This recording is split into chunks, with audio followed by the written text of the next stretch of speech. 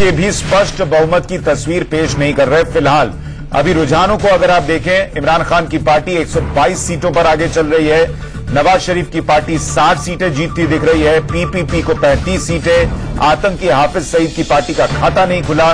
लेकिन ये जो अन्य है शोभना 55 सीटों के साथ ये किंग मेकर साबित हो सकते हैं अगर किसी को भी 137 सीट नहीं मिल पाई इन पार्टीज में से। और सुशांत, ये जो 55 लोग हैं ये सभी जानते हैं, जब जाहिर है कि आर्मी इनके पीछे है, सेना इनके पीछे है, तो ये किसके साथ जाएंगे ये भी एकदम साफ है। तो लगभग जो तय है इमरान खान का वजीर आजम बनना। पाकिस्तान के आम चुनावों में क्रिकेटर से राजनेता बने इमरान खान की लहर भी नजर आ रही थी चुनाव से पहले भी। बिल्कुल, और इन चुनावी नतीजों का क्या असर पड़ने जा रहा है भारत पर, इस पर चर्चा करने के लिए major general retired SB Asthana हमारे साथ स्टूडियो में बने हुए हैं। Satish Kumar Singh, foreign affairs expert, हमारे साथ स्टूडियो में बने हुए हैं। मुझे ये बताइए सतीश जी कि अगर इमरान खान प्रधानमंत्री बन जाते हैं, जिसकी तस्वीर अब लगभग माननी चाहिए कि साफ हो गई है, क्योंकि जो आंकड़े कम पड़ रहे हैं वो अदर्स से शायद आ जाएंगे क्योंकि सेना की बैकिंग वहां भी है, तो ऐसे में भारत के लिहाज से इन नतीजों का क्या मतलब है? क्योंकि अगर सेना परोक्ष रूप से सरकार बनवा रही है, ऐसी सरकार जिसको स्पष्ट बहुमत नहीं है, यानी वो सेना के हाथ में फंसी रहेगी, और इमरान खान तो सेना की कठपुतली कहे ही जाते हैं, तो भारत के लिए अब क्या वक्त आने वाला है? सुशांत जी, इसमें दो तीन बातें समझना जरूरी है, क्योंकि इमरान खान का राजनीतिक जन्म, भले उन्होंने 1996 में पार्टी स्थापित की और उस समय से काम शुरू किया, लेकिन मूलतः एक मजबूत राजनीतिक स्तंभ के रूप में जब सेना का उन्हें डायरेक्ट समर्थन मिलना शुरू हुआ वो 2014 से हुआ। और वो तब हुआ जब 2013 में चुनाव में नवाज शरीफ की पार्टी भारी बहुमत से जीत कर आई, 167 सीटें उसे राष्ट्रीय नेशनल असेंबली में मिला। उसके बाद से नवाज शरीफ ने विदेश नीति में महत्वपूर्ण बदलाव के संकेत दिए, और वो बदलाव भारत के विदेश नीति के साथ था, अफगानिस्तान के साथ था, अमेरिका के साथ था। वो सेना के लिए थोड़ा अटपटा लगा, और ये दुस्साहस नवाज शरीफ ने की। उसी दुस्साहस का परिणाम था कि इमरान खान सामने आए। 2014 में अगस्त में 126 दिनों का धरना प्रदर्शन उन्होंने किया, जिससे पाकिस्तान की पूरी व्यवस्था ठप पड़ गई। उसके बाद से पनामा जो केस सामने आप देख रहे हैं, जिसके तहत नवाज शरीफ को चुनाव से बाहर किया गया, उसमें भी इमरान खान का ही की भूमिका थी। तो इन तमाम चीजों को देखने के बाद ये लग रहा है कि सेना जैसे जैसे कहती थी, सेना पेट थी, इमरान खान मुख थे।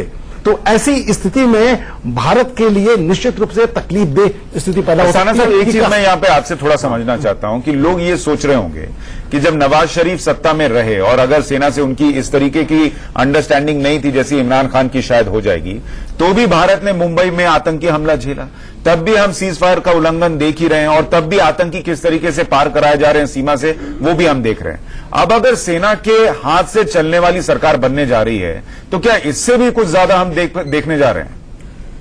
देखिए, जहां तक मिलिटेंट्स भेजने का सवाल है, आतंकी हिंदुस्तान में आने का सवाल है, उसमें कोई खास फर्क नहीं पड़ने वाला है, क्योंकि सेना ने जो पहले करना था और जो वो अब करेगी उसमें कोई अंतर नहीं है, परिस्थितियां सेम है। लेकिन कुछ चीजें आपको बताना चाहूंगा मैं, जो चीज अभी तक उभर के नहीं आई है, कि क्यों पाकिस्तान का अवाम इस चीज को मेंटली एक्सेप्ट कर लेता है कि सेना का दबदबा बना रहना चाहिए।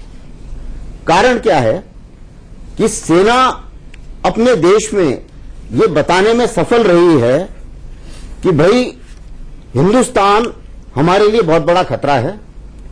उसने हमारे देश को एक बार दो हिस्सों में बांट दिया था। अगर हिंदुस्तान के कहर से हमें आपको कोई बचा सकता है तो वो सिर्फ सेना है, और अगर पूरे देश को कोई इकट्ठा रख सकता है वो भी सेना है। इसी के साथ साथ उन्हें बल मिला। नहीं सर, इसमें मैं एक सवाल जोड़ना चाहूंगा। अगर यही बात सही होती कि हिंदुस्तान को गाली देने से सेना के नाम पर लोग वोट दे रहे होते, तो फिर हाफिज सईद की पार्टी शून्य क्यों है? उसने तो यही कहा कि हिंदुस्तान को बर्बाद कर दो। एक्सट्रीम भी नहीं चाहती थी शायद पाकिस्तान की। मैं समझाना चाह रहा हूं कि ऐसा है कि पाकिस्तान का अवाम जो टेररिज्म का एक बैड फेज है वो देख रहा है। आपको जान के आश्चर्य होगा कि हिंदुस्तान से कहीं ज्यादा कैजुअलिटीज टेररिस्ट के कारण पाकिस्तान में होती है और पाकिस्तान का अवाम इसको रोज देखता है। कल ही क्वेटा में 35 लोग मरे हैं। इसीलिए अगर आप देखें तो उनका अवाम ये नहीं चाहेगा कि ये लोग सत्ता में आ जाए। चाहे जो डेमोक्रेसी है उनकी, वो जिसको शैम डेमोक्रेसी बोलते हैं, सूडो डेमोक्रेसी बोलते हैं या झूठ मूठ की डेमोक्रेसी बोलते हैं, वो चाहे कैसी भी हो, ठीक है, लेकिन छोटी दो बातें जोड़ना ठीक है, फिर उसके बाद मैं अपना सवाल दूंगी। आप बताइए। अस्थाना साहब ने कहा कि स्थिति पहले जैसी है, लेकिन थोड़ा बदलाव है। बदलाव ये है कि पिछले कुछ सालों में आप देखेंगे कि जुडिशरी और मीडिया कुछ हद तक इंडिपेंडेंट थी, लेकिन इस चुनाव के पहले और उसके बाद की जो परिस्थितियां पैदा होंगी, इन दोनों संस्थाओं को भी सेना ने हड़प लिया है और ये अत्यंत खतरनाक परिस्थितियां पैदा करने जा रही हैं पाकिस्तान की आवाम के लिए और उसके इर्द गिर्द जितने भी देश हैं उनके लिए भी। ठीक है, अब इमरान खान का लगभग तय है वजीर आजम बनना। हमारे साथ senior journalist NK Singh sir भी जुड़ गए हैं। एनके सिंह सर, भारत की बात करते हैं। दक्षिण एशिया की राजनीति को ये नतीजे बहुत ज्यादा प्रभावित करेंगे। क्या माना जाए, जिस तरीके से संबंध डीप फ्रीजर में डाले हुए हैं 2 साल से, पुरी और पठानकोट के बाद कुछ उम्मीद देखी जा सकती है? क्योंकि चुनावी भाषण में बोलना और सत्ता पर काबिज होने के बाद भाषाएं बदलते हुए हमने बहुत देखा है। शोभना, असल में हम लोग जो डिबेट अभी कर रहे हैं इसमें काफी कुछ हम भी इन्फ्लुएंस है, जो कि एंटी इंडिया जो पाकिस्तान का जेस्चर रहा है उसके जो खबरें आती हैं उससे इन्फ्लुएंस रहे हैं। ये आवाम ने वोट दिया है। अगर आप गौर से देखें तो 32.7% पिछली बार नवाज शरीफ को मिले थे, 141 सीटें आई थी। आज ये क्या हुआ है? आपने कल रात तक तो नहीं कहा कि रिगिंग हुई है, आप आज कह रहे हैं कि रिगिंग हुई है क्योंकि आप हार गए। इसके पहले ओपिनियन पोल ने कभी नहीं कहा था। ओपिनियन पोल सारे कह रहे थे कि नहीं, इमरान जीतने जा रहे हैं। मुझे एक शक था, कल तक मैं यही कहता रहा कि नहीं, पीएमएल लार्जेस्ट सिंगल पार्टी होके आएगी, लेकिन वो नहीं हो पाया। उसकी बहुत सिंपल वजह थी कि जो वोट ट्रांसफर हुआ है, दरअसल ये पूरा पीपीपी का जो वोट है ये काफी तेजी से इमरान की तरफ गया है और नवाज का भी काफी वोट गया है। ये जो आप कह रही हैं कि भारत के लिए या दक्षिण एशिया बहुत बड़ा खतरा हो जाएगा, वहां पे आर्मी जो अपने ऑपरेशंस करती है वो हुक्मरान से जो सिविल एडमिनिस्ट्रेशन है उसे पूछ के नहीं करती है। मैं पाकिस्तान बहुत जाता रहा हूं पहले, और मेरा अपना तजुर्बा है कि वहां पे आईएसआई जो ऑपरेशंस करती है वो कभी भी प्राइम मिनिस्टर की संस्तुति से नहीं करती है।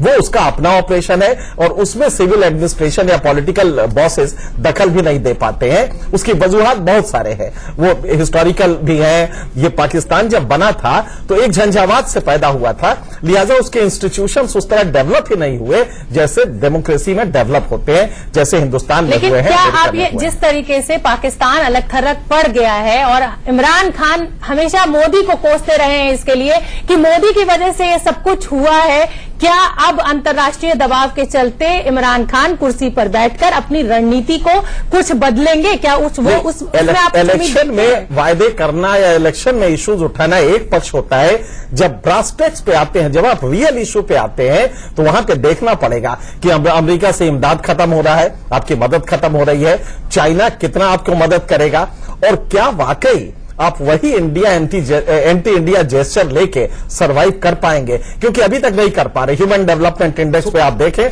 पूरा हालत है, 52% इस समय वहां का लिटरेसी रेट है।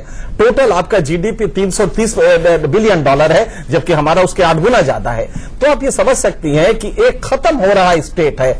इमरान को अगर ये मान ले, ये बोलने की अलग बात होती है, एंटी मोदी पे आपकी बार जीते हैं, लेकिन पिछली बार तो कश्मीर भी नहीं, लेकिन उन्होंने कई रैलियों में मोदी की तारीफ भी की। उन्होंने कहा मोदी जिस तरीके से इंडिया को आगे ले जा रहा है। बस वही मैं कहने जा रहा था कि आपको याद होगा सुशांत, ये बड़ा अच्छा इशू है कि वहां पे ये भी उठा कि हम आएंगे तो भारत से अच्छा बना देंगे। मैं तो ये पूछना चाह रहा हूं सर, एक व्यक्ति है इमरान खान जिन्होंने रैलियों में मोदी की तारीफ की और उनको 122 सीट है। एक व्यक्ति है हाफिज सईद जिसने कहा मोदी जो है वो पाकिस्तान को बर्बाद कर रहा है और हम उसको बर्बाद कर देंगे, उसकी 0 सीट। यही भारतीय पार्टियों के लिए भी मैसेज है। बड़ा अच्छा ये सवाल है। यहां पैराडॉक्स क्या है? अगर आप कभी पाकिस्तान जाएं, एक लिबरल हवा बहुत तेजी से है। हाँ, वो नंबर में नहीं कन्वर्ट हो पा रही है। मुझे याद है कि मैं एक सेमिनार में गया था कराची में, और वहां पे जम के, जबकि मुशर्रफ थे शासन में, फौजी शासन थी, जम के वहां पे हुक्मरान को गाली दिया गया। भला बुरा भला कहा गया, और वहां पे लिबरल है, एक एलिमेंट है जो लिबरल है। ये जो आप वोट देख रहे हैं, इतना आज भी है कि पाकिस्तान की आवाम ये कतई नहीं चाहती है कि वहां पे, वरना ये तो बहुत आसान था ना, कल हाफिज सईद ही प्राइम मिनिस्टर होता, लेकिन नवाज शरीफ साहब ने हैं, खाता नहीं खुला सर, प्राइम मिनिस्टर तो दूर की बात, खाता नहीं खुला। आपको जोड़ना चाह रहे हैं। हाँ, एक दो महत्वपूर्ण बातें करना चाह रहे हैं। जो इनके सिंह साहब ने कहा कि वोट ट्रांसफर हुए, वोट ट्रांसफर नहीं हुए, करवाए गए, क्योंकि तकरीबन 4 लाख ओपिनियन पोल लोग किसी ने रिग नहीं किया था। ओपिनियन पोल तो इंडिपेंडेंट होता है, और 6 महीने से ये लगातार, क्योंकि ये पहली बार है कि एक छोटे से स्टेट का, जहां पर इमरान खान जहां के नेता हैं, वहां पर पिछली बार उनकी स्थिति बहुत ही खराब थी, किसी तरह से प्रोविंशियल गवर्नमेंट बना पाए थे।